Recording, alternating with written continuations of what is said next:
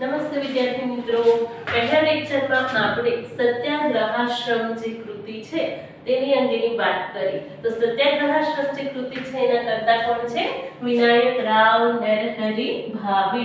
ઉપનામ શું છે? વિનોબા ભાવે. સાહિત્ય પ્રકાર આત્મકથા ખંડ અને સાહિત્ય સંગ્રહ અહિંસાની ખોજમાંથી લેવામાં આવ્યો છે. કદાચ તમને યાદ જ હશે કે સત્યાગ્રહાશ્રમ એટલે શું? સત્યાગ્રહાશ્રમ એટલે સત્યને ગ્રહણ કરનાર આશ્રમ. તો પહેલા છે આપણે આત્મકથા ખંડની ખૂબ ટૂંકી એવી વાત છે પહેલા લેક્ચરમાં કરી દીધી હતી.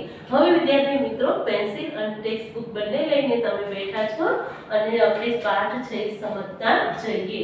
આત્મકથા ખંડ એટલે શું એ વાત કરી દીધી હતી કે કોઈ પણ વ્યક્તિ પોતાની કથા છે લખી અને રજૂ કરે છે તેને આત્મકથા ખંડ છે કહેવામાં આવે છે. તો હવે જોઈએ વિનોબા ભાવે છે સત્યાગ્રહાશ્રમ કૃતિમાં શું કહે છે.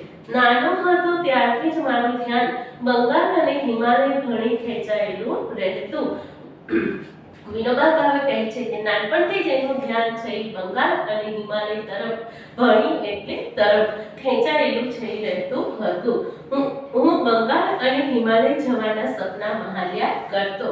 નાનપણથી જ વિનોબા ભાવે વાંચ્યું હતું કે ભાઈ બંગાળ અને હિમાલય બંનેની વાત છે એ વાંચી હતી. તો નાનપણથી જ સપના જોતા હતા કે એક દિવસ હું બંગાળ અને હિમાલય બંને સ્થળોએ છે એ જઈશ. મહાનવું એટલે સપનામાં રચ્યા કરતા હતા. એક તરફ બંગાળની વંદે માતરમની ક્રાંતિની ભાવના મને ખેંચતી હતી તો બીજી તરફ હિમાલયનો જ્ઞાન યોગ મને ખેંચતો હતો. હિમાલય અને બંગાળ બેવના રસ્તા પર કાશી નગરી પડતી હતી. હિમાલય અને બંગાળ બંને રસ્તા પર કઈ નગરી પડતી હતી? કઈ નગરી પડતી હતી? કાશી નગરી પડતી હતી. જરીક લાઈન છે એ કરી નાખજો. કર્મ સંજોગે હું ત્યાં આવી પહોંચ્યો હતો પરંતુ ન હું હિમાલય ગયો ન બંગાળ. કર્મ એટલે કામના લીધે છે તે વિનોબા ભાવે કાશી આવી પહોંચ્યા હતા. ખૂબ નજીક છે બંગાળ અને હિમાલય હતું. નાનપણથી વિનોબા ભાવે છે ત્યાં જવાના સપના જોતા હતા. ખૂબ નજીક આવી પહોંચ્યા હતા પણ છતાંય ન બંગાળ ગયા ન હિમાલય. પરંતુ મનોમન તો હું બંને સ્થળોએ એક સાથે પહોંચી ગયો. ભલે ત્યાં ન ગયા પરંતુ છતાંય મનોમન એટલે મને છે મનના અંતરમાં એ બંને સ્થળે એક સાથે પહોંચી ગયા હતા. હું ગાંધીજી પાસે ગયો અને એમની પાસે હિમાલયની શાંતિ અને બંગાળની ક્રાંતિ બેઉ સાંભળ્યા. મિત્રો એક ભાગમાં સવાલ છે પૂછાય વિનોબા ભાવેને ગાંધીજી પાસેથી શું સાંભળ્યું? સાંભળવું એટલે મળવું. શું મળ્યું હતું? બંગાળની ક્રાંતિ અને હિમાલયની શાંતિ. અંડરલાઈન કરી નાખજો. હું જે પામ્યો તેમાં ક્રાંતિ અને શાંતિ બંનેનો અપૂર્વ સંગમ હતો. અપૂર્વની જોડણી ધ્યાનમાં રાખજો. અપૂર્વ એટલે પહેલા કદી બન્યું ન હોય તેવું. સંગમ એટલે જોડાવું, ભેગું થવું.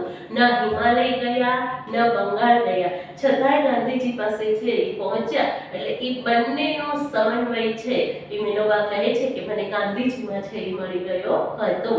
જ્યારે હું કાશી આવ્યો ત્યારે બાપુના એક ભાષણની ગરમાગરમ ચર્ચા ચાલ્યા કરતી હતી.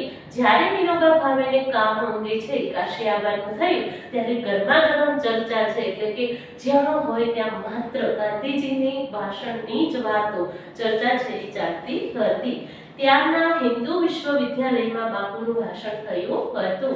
મિત્રો એક માત્ર પ્રશ્ન છે એ પૂછાય કે ગાંધીજીએ ક્યાં ભાષણ શેના અંગે આપ્યું હતું? તો ક્યાં આપ્યું હતું? કાશીમાં હિન્દુ વિશ્વવિદ્યાલયમાં. શેના અંગેનું ભાષણ આપ્યું હતું? અહિંસા અંગેનું ભાષણ આપ્યું હતું. ઘણી વાતો સમજાવી હતી. મુખ્ય વાત એ હતી કે નિર્ભયતા વગર અહિંસા ચાલી જ ન શકે. નિર્ભયતા એટલે નિડરતા વગર અહિંસા આવી શકે નહીં. જેના મનમાં ડર હોય એ વ્યક્તિ અહિંસાનું પાલન કરી શકે નહીં. નહીં. અહિંસા એટલે કોઈની હિંસા ન કરવી, કોઈના ઉપર હાથ છે એ ઉપાડવો નહીં. મિત્રો તમને યાદ હશે કે ગાંધીજી છે એ કહેતા હતા કે કોઈ તમને એક ઝાપટ મારે છે તો એના માટે તમે બીજો ગાલ ધરો, પણ એને સામે છે એ ન મારો. એટલે ગાંધીજી કહે છે કે જો તમારામાં નિડરતા હશે, ડર નહીં હોય તો જ તમે અહિંસા છે એ પાળી શકશો. એમ પરમ સેવ્ય અહિંસા છે અને એ નિર્ભયતા વગર આવી ન શકે. પરમ એટલે કે શ્રેષ્ઠ, શ્રેષ્ઠ છે એમ કે નિર્ભયતા છે. નિર્ભયતા વગર છે એ અહિંસા તમારામાં આવી શકે નહીં.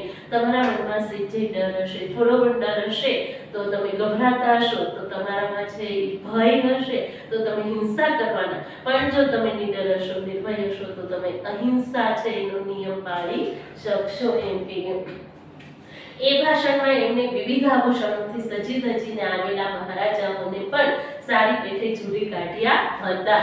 કે અહિંસા અંગેનું ભાષણ જ્યારે ગાંધીજી આપવાના હતા એ ભાષણમાં જુદા જુદા કેટલાય મહારાજાઓ ઘણા બધા આભૂષણની જોડણી ધ્યાનમાં રાખજો, ઘરેણાઓ છે એ પહેરીને આવ્યા હતા. અહિંસા અને સાદગીમાં ગાંધીજી માનતા હતા તો એને પણ સારી પેઠે જોડી કાઢ્યા હતા. એટલે ગાંધીજી ખૂબ એને ખીજાણા હતા. હું ત્યાં પહોંચ્યો ત્યારે આ ઐતિહાસિક ભાષણ થઈ 1 મહિનો વીતી ગયો હતો. ઐતિહાસિકની જોડણી ધ્યાનમાં રાખજો. ભાષણ થઈ 1 મહિનો વીતી ગયો તો પણ નગરીમાં એનો પ્રભાવ હતો.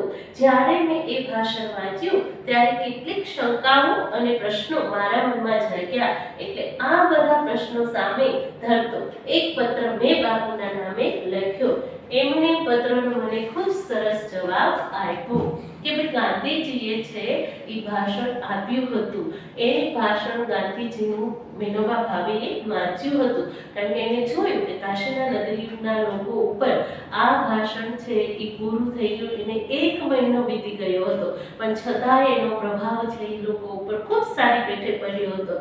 એટલે વિનોબા ભાવેએ ભાષણ વાંચ્યું અને અહિંસા અંગે થોડાક પ્રશ્નો છે એને ઉદ્ભવ્યા. એટલે એને ગાંધીજીને એક પત્ર છે એ લખી નાખ્યો અને એ પત્રનો ગાંધીજીએ ખૂબ સરસ જવાબ આપ્યો. 10-15 દિવસ પછી ફરી મેં એમને શંકાઓ પૂછી ત્યારે એમનું એક પત્તું આવ્યું કે અહિંસા અંગે જે પ્રશ્ન છે તેનું સમાધાન પત્ર વ્યવહારથી ન થઈ શકે. પહેલી વાર જ્યારે પત્ર છે એ લખ્યો ત્યારે ગાંધીજીએ અહિંસા અંગેની છે એ વાત પત્રમાં કરી હતી. 10-15 દિવસ થયા એટલે વિનોબા ભાવેને બીજા પ્રશ્નો છે એ ઉદ્ભવ્યા. ત્યારે પછી ગાંધીજીએ જવાબ આપ્યો કે ભાઈ તમારા મનમાં જે અહિંસા અંગેના પ્રશ્ન છે તે વાત છે એ તમારે સમજવી હોય તો એ વાત માત્ર પત્ર વ્યવહારથી છે એ થઈ શકે નહીં. કે તે માટે તમારે જીવન સાથેનો સ્પર્શ જોઈએ કે અહિંસા અંગે તમને જે પ્રશ્નો છે તો એ અહિંસા સાથેનો સ્પર્શ તમારે જોઈએ. અહિંસામાં કઈ રીતે રહેવાય, કઈ રીતે અહિંસાનો નિયમ છે એ પાળી શકાય, એના માટે તમારે અનુભવ છે એ એમ કે કરવો પડે. એટલે થોડા દિવસ મારી પાસે આશ્રમમાં આવો અને રહો તો ધીરે ધીરે વાતચીત ચાલતી રહેશે. અહિંસા અંગે તમારે જો જાણવું હોય તો તમે મારી પાસે આવો અને રહો તો અહીંયા અહિંસાની વાતો છે એ ચાલતી રહેશે. તો તમને એ વાત છે એ સમજાશે. એમના આ જવાબ કે સમાધાન વાતોથી નહીં જીવનથી થશે એ સ્પર્શી ગયો. એકવાર પણ વિદ્યાર્થી મિત્રો પ્રશ્ન છે એ પૂછાય કે ગાંધીજીનો કયો જવાબ વિનોબાને સ્પર્શી ગયો? કયો જવાબ કે સમાધાન વાતોથી નહીં પણ જીવનથી થશે? એ જવાબ વિનોબાને સ્પર્શી ગયો. અંડરલાઈન કરી નાખજો. એ જવાબની સાથે બાપુએ આશ્રમની એક નિયમ પત્રિકા પણ મોકલી હતી. ગાંધીજીએ જવાબની સાથે વિનોબા ભાવેને શું મોકલ્યું હતું? શું મોકલ્યું હતું? આશ્રમની નિયમ પત્રિકા મોકલી હતી જે મારા માટે ઓર આકર્ષક હતી. ઓર એટલે વધારે. ત્યાં સુધી કોઈ પણ સંસ્થાની આવી પત્રિકા મારા વાંચવામાં ક્યારેય આવી નહોતી. વિનોબા સ્વીકારે છે કે એને ખૂબ વાંચ્યું છે, જોયું છે, પરંતુ અત્યાર સુધી આવા આશ્રમની આવી નિયમની પત્રિકાઓ હોય એવું ક્યારેય વિનોબાએ જોયું ન હતું. એમાં લખ્યું હતું વિદ્યાર્થી મિત્રો એક મારો પ્રશ્ન છે એ પૂછાય કે ગાંધીજીએ વિનોબા ભાવેને પત્રમાં શું લખ્યું હતું? જવાબ અહીંથી ટીક કરજો. એમાં લખ્યું હતું આ આશ્રમનું ધ્યેય વિશ્વહિત અવિરોધી દેશ સેવા છે. આખા વિશ્વનું હિત થાય પરંતુ છતાંય કોઈનો વિરોધ છે એ કરવાનો નહીં, એવી દેશ સેવા આ આશ્રમમાં થાય છે. એમાં નીચે લખેલા વ્રતો જરૂર માનીએ છીએ. સત્ય, અહિંસા, બ્રહ્મચર્ય, અસત્ય, અપરિગ્રહ. 5 નિયમો છે એટલે ગાંધીજીએ લખ્યા હતા કે આ 5 નિયમોનું છે એ અહીંયા આશ્રમમાં બરાબર પાલન થાય છે. સત્ય એટલે હંમેશા સાચું બોલવાનું.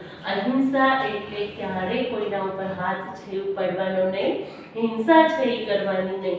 હિંસા માત્ર છે એ હાથથી નહીં પણ શબ્દોથી પણ થાય છે, તો અહીંયા એ નિયમ હતો. બ્રહ્મચર્ય, હંમેશા બ્રહ્મચર્ય છે એ પાળવાનું. અસત્ય એટલે ક્યારેય છે એ ખોટું છે એ બોલવાનું નહીં. અપરિગ્રહ એટલે કોઈ પણ વધારાની વસ્તુનો છે એ સંગ્રહ કરવાનો નહીં. અને શરીર શ્રમ એટલે કે શારીરિક શ્રમ છે એ અહીંયા આવીને કરવો પડે. તો આટલા નિયમો છે તે નિયમ પત્રિકામાં લખેલા હતા. વગેરે એકાદશ વ્રતોના નામ લખ્યા નતા. મને આ ભારે નવાઈજનક લાગ્યું. વળી પછી એક માત્ર પ્રશ્ન પૂછાય કે વિનોબા ભાવેને ગાંધીજીના પત્રમાં શું નવાઈજનક લાગ્યું? તો આ છે જ 5 જે નિયમો છે, એકાદશી વ્રતોના નામ છે તે આપણે લખવાના રહે. મેં તો ઇતિહાસના ઘણા પોથા વાંચી કાઢેલા, પરંતુ દેશના ઉદ્ધાર માટે વ્રતોનું પાલન જરૂરી બનાવ્યું હોય એવું ક્યાંય ન ભાળ્યું. આ બધી વાતો તો યોગશાસ્ત્રમાં, ધર્મગ્રંથમાં, ભક્તિમાર્ગમાં આવે છે, પરંતુ દેશ સેવા માટે પણ આવશ્યક હોય છે એ આ પત્રિકામાં હતું. અહિંસા, સત્ય, શરીરશ્રમ વગેરે એમ કે ધાર્મિક જે ગ્રંથો છે એમાં આવે છે. ઇતિહાસના ઘણા બધા થોથાઓ છે એ વાંચી કાઢ્યા હતા. એ બધું ધર્મમાં છે એ સમજાવે છે, પણ આશ્રમમાં રહેવા માટે, આશ્રમ ચલાવવા માટે આવા નિયમો હોય અને એનું પાલન કરવું પડે એ તો વિનોબાએ પહેલી વાર છે એ વાંચ્યું હતું. એમ કે આ માણસ દેશની રાજનૈતિક સ્વતંત્રતા અને આધ્યાત્મિક વિકાસ બંને સાથે સાધવા માંગે છે. ગાંધીજી તરફ છે એનું મન ખેંચાઈ ગયું. શા માટે? કારણ કે એને જોયું કે આ જે માણસ છે ગાંધીજી છે તે રાજનૈતિક સ્વતંત્રતા અને આધ્યાત્મિક વિકાસ બંને સાથે સાધવા માંગે છે એવું મને લાગ્યું. મને આવું જ જોઈતું હતું. બાપુએ લખેલું તો અહીંયા ચાલો આવ્યો અને હું બાપુ પાસે પહોંચી ગયો. બાપુએ પત્રમાં લખ્યું હતું કે ભાઈ તારે આ બધી વાતો જાણવી હોય તો તું અહીંયા ચાલ્યો આવ. અને વિનોબા છે તે ગાંધીજી પાસે પહોંચી ગયા. તે દિવસ કયો હતો? તો કે એ દિવસ હતો 7 જૂન 1916 નો. એક મારો પ્રશ્ન છે એ પૂછાય, વિનોબા ભાવે કોચરબ એટલે કે અમદાવાદ આશ્રમ ખાતે ક્યારે આવ્યા? તો ક્યારે આવ્યા? 7 જૂન 1916 નો દિવસ. હું અમદાવાદ સ્ટેશને ઉતર્યો. મારી પાસે જાજો સામાન તો કશું હતો નહીં, એટલે જાતે જ ઉપાડી લીધો અને રસ્તો પૂછતા ચાલવા માંડ્યો. વિનોબા કહે છે ગાંધીજીએ કહ્યું હતું કે ભાઈ અપરિગ્રહ, વધારે જીવન જરૂરિયાતથી એક પણ વસ્તુ વધારે હોવી જોઈએ નહીં. એટલે વિનોબા ભાવે આશ્રમમાં રહેવા આવ્યા હતા, પણ એની પાસે જાજો સામાન છે એ હતો નહીં. અને બ્રિજ ઉપરથી છે એ પૂછતા આશ્રમે વિનોબા આવી પહોંચ્યા. કયો દિવસ તે હતો? 7 જૂન 1916 નો. રસ્તે સવારે 8 વાગે આશ્રમ કોચરબ પહોંચ્યો. બાપુને ખબર પહોંચાડી કે નવાભાઈ આવ્યા છે. એમણે કહ્યું ભલે નાઈ ધોઈને મને મળવા આવે. હું નાઈ ધોઈ એમની પાસે ગયો ત્યારે એ શાક સમારતા હતા. ગાંધીજીને સમાચાર આપવામાં આવ્યા કે એક નવા ભાઈ છે એના આશ્રમમાં આવ્યા છે. એટલે ગાંધીજી કીધું એને કહો નાઈ ધોઈને પછી મારી પાસે આવે. એટલે વિનોબા ભાવે છે એ પોતાનું કામ છે એ પૂરું કરીને ત્યાં ગયા. ત્યારે ગાંધીજી શું કરતા હતા? શાક છે એ સમારતા હતા. મારા માટે પણ એ નવી નવાઈનું જ દ્રશ્ય હતું. રાષ્ટ્રનેતા શાકભાજી પણ સમારે એવું તો ક્યારેય સોણ્યું ન હતું. સોણવું એટલે સાંભળવું. એક રાષ્ટ્રનો નેતા થઈ અને શાકભાજી સમારે એવું ક્યારેય એને સાંભળ્યું ન હતું. એમના પ્રથમ દર્શને જ મને શ્રમનો પાઠ મળ્યો. વિનોબા ભાવેને ગાંધીજીના પ્રથમ દર્શને કયો પાઠ મળ્યો? શ્રમનો. શ્રમ એટલે કે મહેનતનો પાઠ મળ્યો. બાપુએ એક ચપ્પુ મારા હાથમાં પણ પકડાવી દીધું. મેં તો એ પહેલા ક્યારેય શાક સમાર્યું નહોતું, પરંતુ તે દિવસે પાઠ મળ્યો અને ત્યાં મને મળેલી આ પ્રથમ દીક્ષા હતી.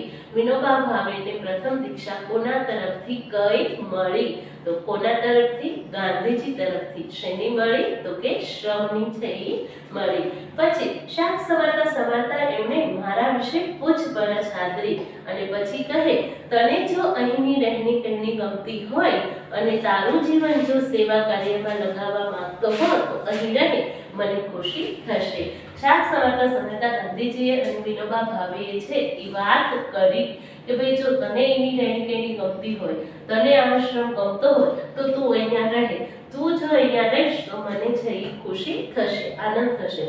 મારી જિજ્ઞાસાઓ તેઓ પામી ગયા હતા. અને પછી કહે, પણ તમે થોડા માંદા દેખાવો છો, આટલો જ્ઞાની કદી માંદો ન પડે. આ બીજો પાઠ. મિત્રો, એક માર્કમાં પ્રશ્ન છે એ પૂછાય કે વિનોબા ભાવેને બીજો પાઠ કોની પાસેથી કયો મળ્યો? કોની પાસેથી?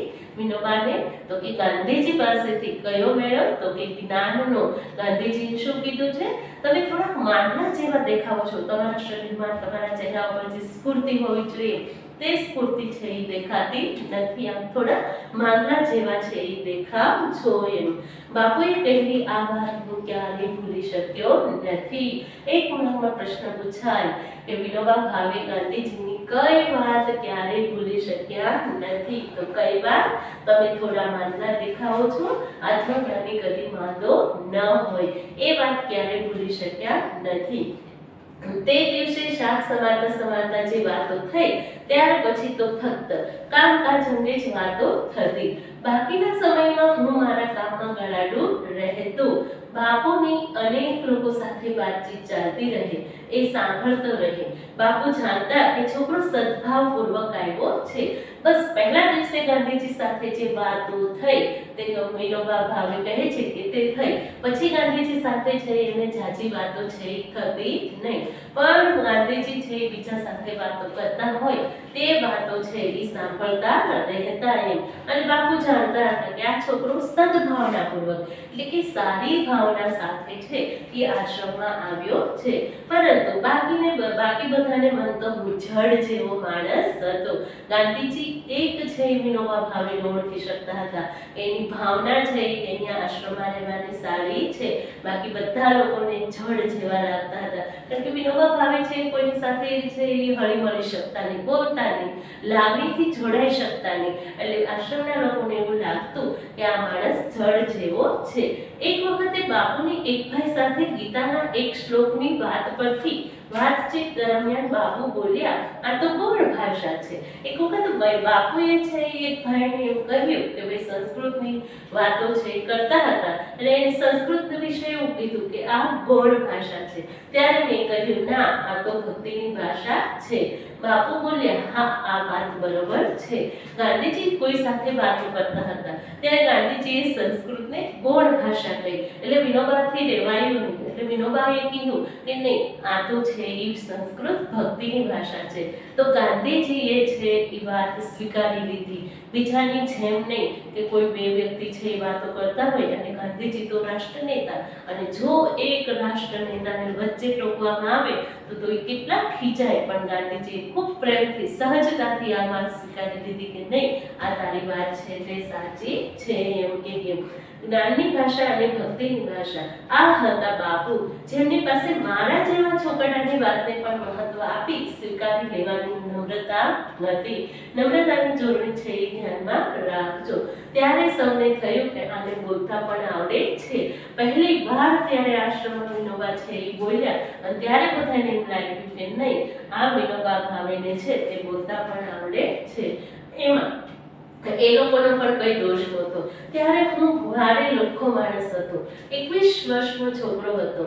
મારા મિત્રો જાણે છે કે જેને સભ્યતા, શિષ્ટતા, રીતભાત કહેવાય છે તે મારામાં ખૂબ જ ઓછી છે.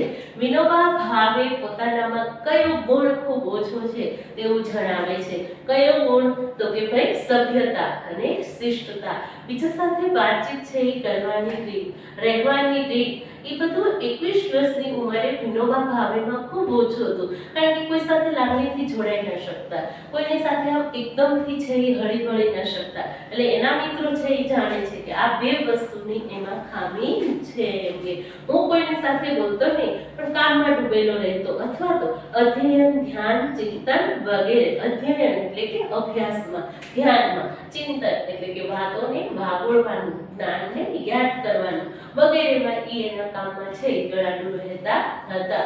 એક દિવસે પરોઢિયે ઉઠી હું મારી ઓરડીમાં ઉપનિષદ બોલી રહ્યો હતો. પરોઢિયાની જોડણી છે ધ્યાનમાં રાખજો. પરોઢિયું એટલે વહેલી સવારે ઉઠી અને તે ઉપનિષદ બોલી રહ્યા હતા. આશ્રમવાસીઓ સાંભળી ગયા. તેમણે બાપુને સમાચાર પહોંચાડ્યા કે આ તો સંસ્કૃત જાણે છે. પછી બાપુએ પૂછપરછ કરી. વચ્ચે વચ્ચે તેઓ મને પ્રાર્થનામાં કશું બોલવા કહેતા કે ત્યારે આશ્રમના લોકોએ બાપુને કહ્યું કે આ તો સંસ્કૃત પણ જાણે છે. ત્યારે ગાંધીજીને ખબર પડી કે આને તો ઉપનિષદ અને સંસ્કૃત બંને છે એ આવડે છે. તો પ્રાર્થના સભામાં છે એ વચ્ચે ક્યારેક ક્યારેક ગાંધીજી છે તે વિનોબાને બોલવાનું કહેતા. મને બોલવાની ટેવ તો પહેલેથી હતી, પરંતુ ત્યાં બોલવું પડ્યું એથી ખૂબ લાભ થયો.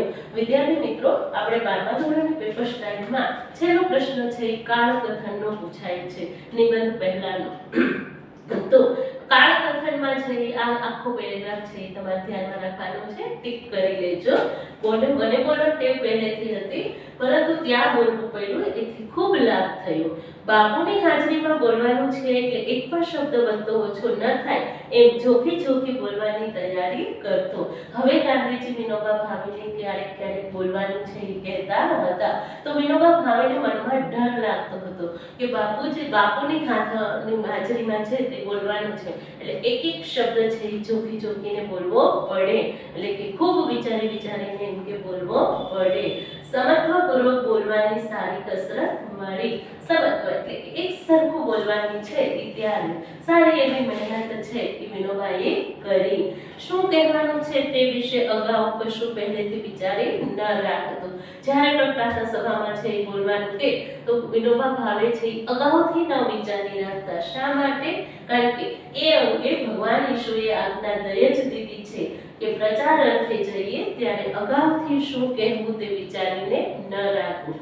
તે અંગે વિનોબા ભાવે છે તે અગાઉથી વિનોબા ભાવે કહે છે કે ઈશુએ આજ્ઞા છે એ દઈ દીધી છે. તમારે કોઈ પણ વ્યક્તિને વાત છે એ કરવાની હોય તો અગાઉથી શું કહેવું છે તે ક્યારેય વિચારી છે એ રાખવું ન જોઈએ, તો જ ભગવાન તમને પ્રેરણા આપશે. વિચારી રાખીને બોલશો તો એ તમારી પોતાની પ્રેરણા મુજબનું હશે. તો મારું નામ જ ચાલ્યું કે ભાઈ ઈશુ છે એને એવી છે એમ કે વાત કરી છે કે જો તમે અગાઉથી છે એ બોલશો તો એ તમારી પ્રેરણા મુજબનું હશે, અને તમે જો અગાઉથી કશું જ વિચારી નહીં આપો તો ઈશ્વર તમને અંદરથી બોલવાની છે એ પ્રેરણા આપશે. તો વિનોબા ભાવે છે એ આ રીતનું છે એ વિચારીને રાખ્યું. તો વિદ્યાર્થી મિત્રો, આ આપણે હતું પહેલા લેક્ચરમાં. હવે પછીના લેક્ચરમાં આપણે વળી પાછો જ્યાંથી પાઠ છોડ્યો છે તે પાછો ભણીશું. ત્યાં સુધીમાં એક એક માર્કના જે સવાલો છે એના જવાબ તમે ટીક કર્યા હશે. એકવાર છે એ તમે વાંચી લેજો, નજર છે એ નાખી લેજો. નમસ્તે.